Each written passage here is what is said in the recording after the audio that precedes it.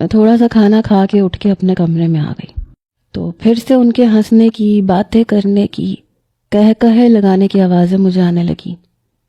مطلب وہ میری وجہ سے چپ ہوئے تھے۔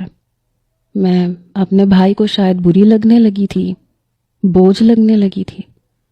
چند دن سے ماما ایسا ہی کرتی تھی، جب میں عمر کو پکڑتی میرے ہاتھ سے لے لیتی، کبھی کہتی کہ اب یہ بڑا ہو گیا ہے، مجھے صرف کھلانا ہے۔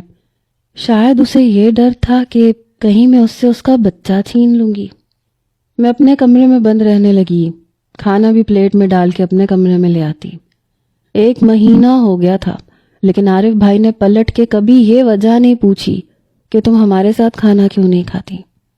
ایک بار میں اپنے کمرے میں بیٹھی ایک کتاب کا مطالعہ کر رہی تھی جب مجھے باہر سے لڑنے جھگڑنے کی آواز آئی، امامہ اور عارف بھائی کی۔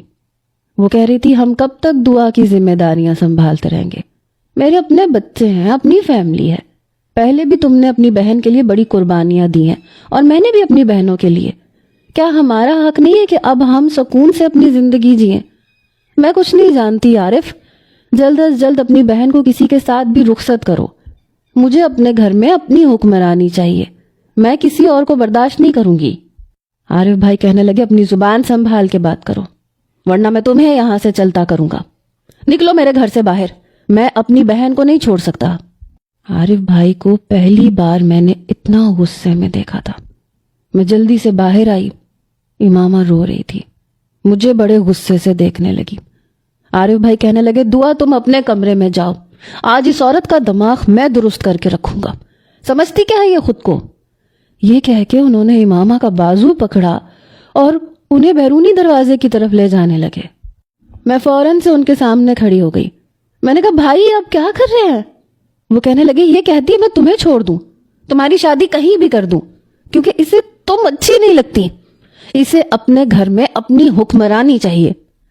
میں نے کہا آپ یہ کیا کر رہے ہیں، بازو چھوڑیں بھابھی کا۔ وہ روئے جا رہی تھی، کہنے لگی پڑ گئی ٹھنڈ تمہیں میرا گھر خراب کر کے، میں چلی جاتی ہوں، تم یہاں پہ مہارانیوں کی طرح بیٹھی رہو، نہ تم اپنا گھر بساؤ گی نہ میرا بسنے دو گی۔ ہر عورت اپنے گھر میں اپنی حکمرانی چاہتی ہے۔ میں نے کہا میں نے کب حکمرانی کی ہے بھابھی، میں تو کسی چیز میں بولتی ہی نہیں ہوں۔ وہ کہنے لگی ہاں مجھ سے تو کچھ نہیں بولتی لیکن اپنے بھائی کے کان ضرور بھرتی ہو۔